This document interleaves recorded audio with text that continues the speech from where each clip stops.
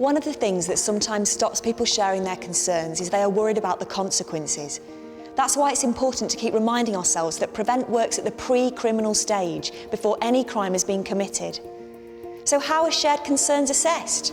Who's the best person to assess them? Pinakin Patel is the Head of Improvement, Integration and Prevent for Hammersmith and Fulham in West London, England. Pinakin heads up his borough's channel panel. In lots of ways it's similar to the multi-agency PPC meetings in Scotland. And I'm here today to see them at work and find out what they do.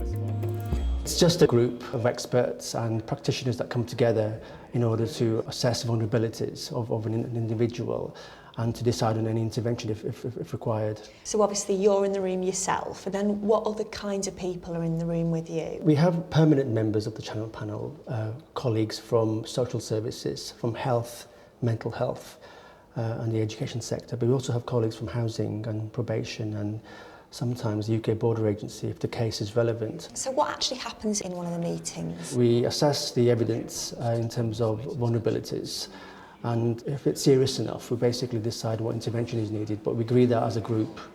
And what kind of form does the support take? A broad range of interventions and activities, so things like mentoring, but also engagement involving mosques and local organisations and voluntary groups.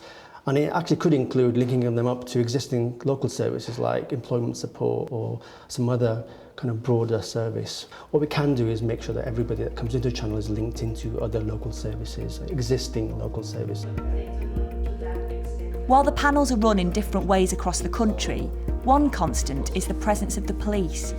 For a response in the pre-criminal space, I was confused as to why the police were always involved, so I spoke to a Police Scotland representative, Gillian Sterling, about her role in PPC meetings.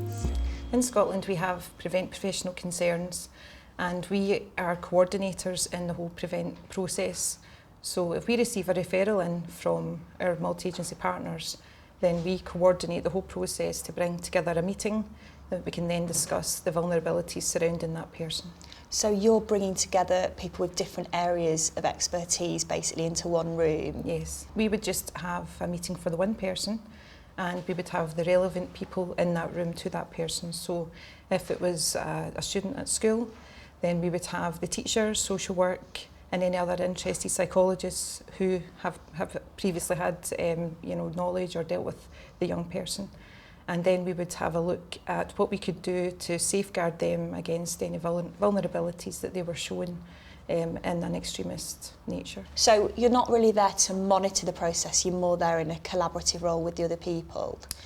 Definitely, we're not there to monitor it at all. We could be doing some kind of intervention with the service providers surrounding that person, so it could well be with education staff, social workers, doctors, to ensure that they're fully aware of what radicalisation looks like and that they're able to intervene as well and reconvene a meeting if needs be, if they see the person going further down that route. So everyone's on the same page, basically. What would be the police's role leading up to the meeting? Well, we would receive a referral, we would have a look at it, and we would have a look at the context surrounding that referral individually. We would then decide who's involved. We would have a look and see who's involved in that person's life, and we would then convene the meeting, ensuring that the people that attend the meeting are there for a reason. We're not just having meetings for meeting's sake. They can bring something to the table with regards to safeguarding that person. So the people in the room either already know that person or they've got an area of expertise that you've judged will be useful in this instance? Yes, because it could well be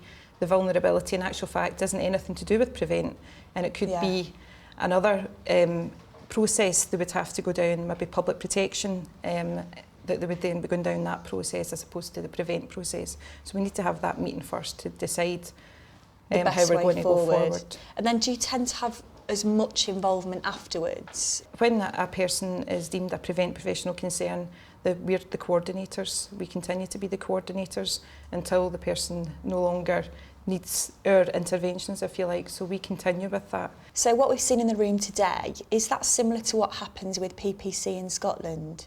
Yeah, very similar. The same group of people coming together, the same collaborative approach to safeguard the person.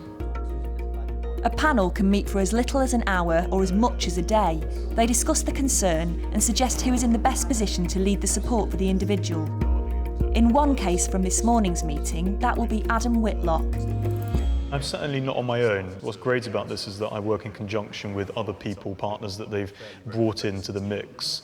And so we have people that will come in and actually help with the situation. In this particular case, there's a lot of theological issues that are hard to work through, perhaps. Okay. The panel, if you like, can bring other people into the mix that are very helpful. So this seems like a natural extension to me of the duty of care that you have towards your students already. Yeah, absolutely. It is my duty, as you put it rightly, to ensure my students are safeguarded, to ensure that they're looked after properly. So it's very important that everything that happens in that meeting that you were in is for the benefit of the students. And it certainly is. Everyone in there is looking out for the best interests and to safeguard, if you like, that student's interests. And of course, we're not just talking about students. Today there were other individuals discussed as well, weren't there? Absolutely. Lots of different people are discussed of all different ages, all different backgrounds, all different ethnicities. Is the individual in question here, and all individuals that are discussed in these meetings, aware of the fact that the meeting's taking place and that people are talking about their future and what's going on with them?